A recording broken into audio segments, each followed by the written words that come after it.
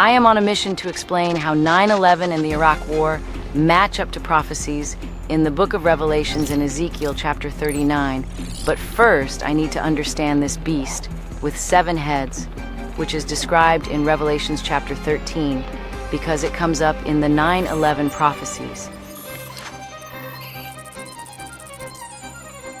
In the last video, we identified the 7 heads of the beast as 7 empires that had ruled over Jerusalem and 10 Islamic dynasties as its horns. The 7th head was the Holy Roman Empire, and its mouthpiece was the papacy. This head suffered a fatal wound in 1806 AD when it was defeated by Napoleon. The Holy Roman Empire survived for 1,000 years, during which Satan was locked up in the abyss. After it was defeated, Satan was then released from his prison. On discovering that his beast is dead, Satan declares war, and in Revelations chapter 13, verse 11, the Apostle John sees another beast coming out of the earth. He had 2 horns like a lamb, but he spoke as a dragon. He exercised all the authority of the first beast on his behalf, and made the earth and its inhabitants worship the first beast, whose fatal wound had been healed. I can now identify this second beast. Clearly, this is the successor of the first beast. The Holy Roman Empire was also known as the Holy Roman Empire of the German nation, and it was the First Reich. It's pretty clear that this second beast is the German Empire, and that its 2 horns describe the Second and Third Reich. In Bible prophecy, horns are used to describe a power, but get this. The history beautifully matches this prophecy. Germany didn't exist as a country until 1871, when most of the German-speaking nations of Europe were unified under the Prussian crown. The Second Reich was the period from 1871 to 1918. The Third Reich, which ran for 12 years from 1933 to 1945, referred to the Nazi claim that Nazi Germany was the successor to the Holy Roman Empire and the German Empire.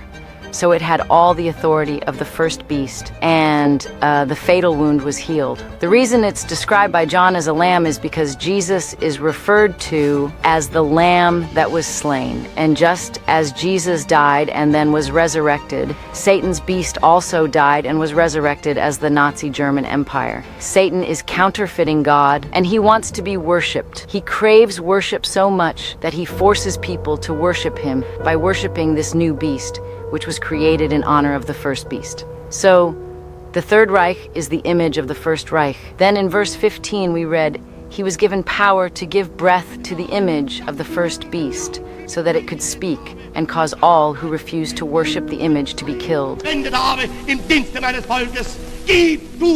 So the unification of Germany in 1871, the Second and Third Reich, Adolf Hitler as the mouthpiece, the claim that Nazi Germany was the successor of the First Reich, and German technology, including rockets and bombs, causing, as in verse 13, fire to come down from heaven to earth, gives me 5 pieces of data that match up with Revelations chapter 13, verses 11 to 15.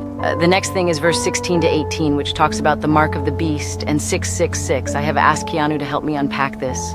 Fortunately, we're halfway home on that already because we've identified the beast to be Nazi Germany. So ask yourself this: what was the mark of Nazi Germany? The 2 that are unmistakable are the swastika and the Nazi salute. When you see images of people extending their right arm to the level of their forehead, they are literally pledging allegiance to the Third Reich. You can almost hear Satan saying, "Extend your right hand and receive the mark, fully understanding and conscious," which is your forehead, "that you pledge your allegiance to me." This gesture also includes saying Heil Hitler, which is the name of the beast. The Nazi salute was mandatory for civilians. Not a lot of people know that. The Apostle John was 100% in saying he forced everyone, small and great, rich or poor, free and slave, to receive the mark of the beast as the symbol that marked them as pledging allegiance to Nazi Germany. Today, the use of this salute is illegal in many countries, as is the swastika symbol. Both of these symbols clearly are a mark of the Third Reich. In the Bible, a mark does not have to be physical or literal. Christians, for example, are marked on their forehead with the seal of God. So the Nazi salute is another piece of hard data that matches up with verse 16. Now let's talk about 666. But now the real question is this: how does 666 relate to Nazi Germany? And what else does the Apostle John want us to know? That was written into verses 16 to 18. We already know the identity of the beast, right? We know its name, we know who its mouthpiece was, and we know its history.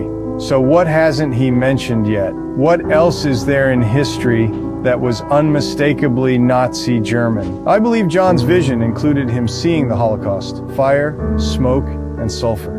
And in verse 15 to 18, John describes the Holocaust by referring us to a story in Daniel chapter 3.